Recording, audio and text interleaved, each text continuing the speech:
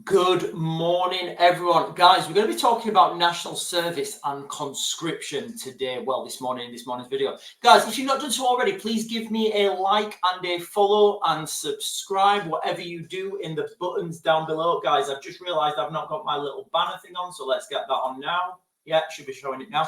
So, guys, national service, conscription, these things were bandied, brashed about before the election.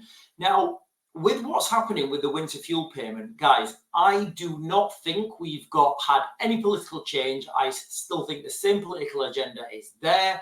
I think they've just changed T-shirts. Now, we are going to need more people in our armed forces. That is an inevitability. What's happening in in Eastern Europe, guys, it's only a matter of time before the village of Pokrovsk falls. And when that happens, Europe are going to have to make a conscious decision to send troops into Ukraine. The Ukrainians can't hold off, guys. All right, we've got trouble brewing. We've got trouble brewing in the Middle East. That's going to happen as soon as Trump gets elected. Look at Trump's rhetoric on the Middle East. Look at Trump's rhetoric on NATO. Look at Trump's rhetoric on Ukraine. These things are coming, guys, and we can see them. Now, we just genuinely don't have enough people in our armed forces to be able to, for it to be effective, and that is the reality.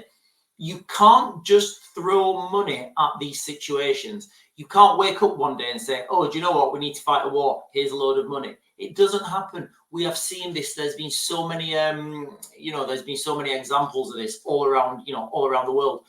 Most recently in Ukraine, whereby you may think you're reinforcing a unit with a load of conscripts, but those conscripts don't want to fight. They won't fight. They run away at the first sign of fire. So what you actually do is you sacrifice the guys who are enthusiastic, motivated to fight. Those guys, they then have to be sorting out the guys who don't want to fight. Or those guys move on their own and then they're vulnerable then. So under no circumstances, guys, there's no way around this. We need more people in our armed forces. Obviously, guys, when I'm giving this video, I'm ex-armed forces. I think we should have more people in our armed forces anyway, and I'm, a massive advocate for being in the military. Now, that said, I'm not an advocate for conscription because, like I said, it doesn't work. So a few people were saying, I wouldn't fight for this country. I wouldn't do this. I'm not going to do that, and I get that. That's the opinion now. Guys, if you cast your minds back to 10th of September, 2001, a lot of people would have felt the same. Fast forward 2 days and what's people's opinion? When, these big global events, they encourage people to join the military. They give people this sense of, I want to go and do right for my population. I want to go and fight for my country. That happens, guys, so that's one way that, they could get a lot of people to join the military. Now, the other way that they could get people to join the military is just by, eroding people's rights. Now, if you remember when Rishi Sunak, he came out and he said, he was in an interview and he was saying, right, okay, Rishi, you want to bring back conscription, you want to bring back they're going to call it national service, guys, all right? But be under no illusion, they'll be wanting to get people into the military. They'll be wanting to get people to go and fight this war in Ukraine, or maybe Poland by then, or who knows. But they're going to need more people. So what I think will happen is, if there's not a big event, which I think there will be, guys, if you look back through history, every major conflict is preceded by a big event, a big world turning event. Now, if you do a quick search online, look at the event.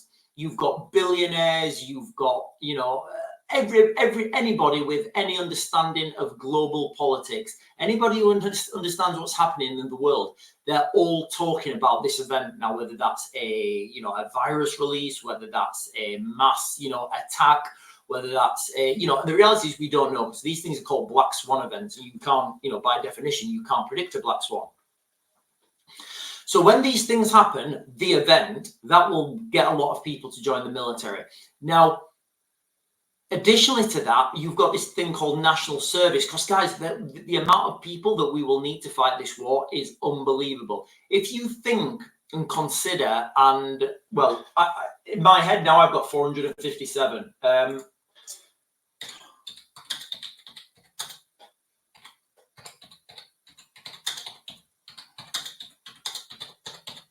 So in 457. So in my head, guys, I've got this in my right now. I'm thinking, okay, Afghanistan. When the British deployment to Afghanistan was 20 years, 457 people died. You know, absolutely tragically in Afghanistan. With that number, you've got, for every one death, you normally get about 7 who have life-altering injuries. So if you consider that 20 years, 457 people died. That's kind of the, you know, the risk appetite we take in the British military. Look at the attrition rate in Ukraine. Look at the Russian attrition rate, guys. It's absolutely insane. Some reports I've heard are like 1,000 people a day are losing their lives out there. You know, the reality is I don't think we're going to know now. I don't think we'll know in the future. And I think at best, we're only ever going to get estimates of how many people are actually, you know, dying out there. But either way you look at this, guys, you know, if we say that we're heading towards this conflict, which I believe we are, we're going to need more soldiers. Now, they can push this forwards and say it's national service, but, you know, it's that national service will involve home defense. It will involve, obviously, civil defense. It will involve working at your military industrial complex, whatever that is, whether that's packing ammunition, packing parachutes, sewing uniforms together, whatever. We're going to have to turn our economy into a war economy. And everything I look at now, guys, everything I see, I kind of see us going that way. Whether Keir Starmer knows he's doing it or not, or whether he's just being told to make these policies, it seems like all these pushes are towards that, you know, are towards that area. Which brings us to the military. Now, how do you get people to join the military? Well, you know, Rishi Sunak, he came out and he said this. Now, guys, I know Rishi Sunak is not Keir Starmer, but we don't have a difference in parties anymore. I'm just calling it. We don't. We have literally a uni-party. We've not voted for change. We voted. We had an election, and we just got people changing T-shirts. The policies are still the same, and it's going to be, you know, and once we see what happens with this winter fuel payment, it's going to, you know, we're going to see what we're going to see, right? Okay, we literally, that's what the Conservatives were going to do. Now the Labour have done it. What? How is that even a thing? You know, I said it in my previous video, they will take this much, then we'll give that much back. Everybody will cheer and say, yeah, we're sticking it to them. And then we'll wait till everyone calms down. They'll take this much again. Then they'll take that much back, and we all think we're winning. We're not. So Rishi Sunak came out when he was asked in an interview. I'll share the article with you, actually, guys. You know, and it's absolutely insane. And guys, be under no illusion, Keir Starmer will do this. You know, look how quickly he acted in the crisis 4 years ago. Teenagers could lose bank accounts and driving license for snubbing national service, Rishi Sunak says. So can you imagine now? I don't know how old you are, whatever. You know, you don't want to go fight in the military because you're seeing what's happening, and all of a sudden you're not allowed a bank account. You're not allowed to drive. You're basically a non-citizen. You know, you are a non-citizen. And it's interesting as well that there's this, you know, it looks like there's this huge mass move towards a cashless society to take people's cash off them. Because once you take people's cash off them, once you destroy, you know, these small businesses, which is coming, then people are dependent on the state. Once people are dependent on the state for money, for finances, you can turn that off. You can say, right, okay, yeah, you're 18, you need to go join the military. Oh, I don't want to. Right, okay, you don't get any money. Oh, okay. So who's this going to affect? Is it going to affect the rich? No, of course not. They're going to pay for their kids. It's going to affect the poor unbelievably, guys. You know, so we're at right now, as I'm making this video, we've got a war on the elderly. At some point after that, that's going to switch and we're going to have a war on the poor. And guys, you know, these things are coming. We can see. I always say to you guys, nothing's hidden. You can always see these things growing in the weeds. They've told us what's happening. Rishi Sunak's told us what's happening back in, when was it? Like, it doesn't matter, guys. You know, I'll share all these articles with you.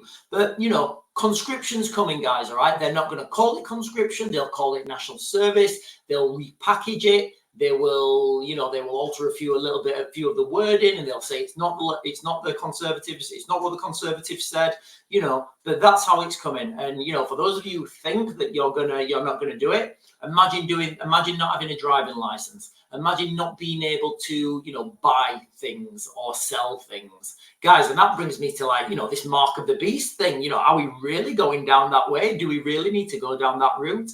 Guys, I've just thought about that, and I probably shouldn't have. So for those of you who don't know, in the Bible, it says something like, those who take the mark of the beast will not be able to buy or sell anything. And I've just thought now, as I'm doing this video, well, you know, if we can't buy or sell anything, that's kind of having your access to banking taken away.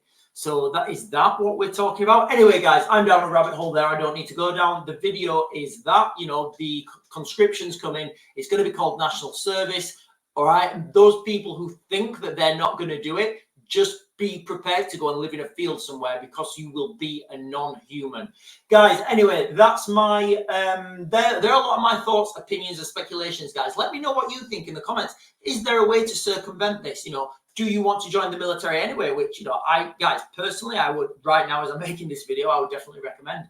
But guys, what is it? Is it coming? Is it not coming? Let me know, because I love reading your comments. One of the comments you guys gave me yesterday has sent me down a rabbit hole that I wish I'd not gone down, guys. But, you know, I do thank you for that.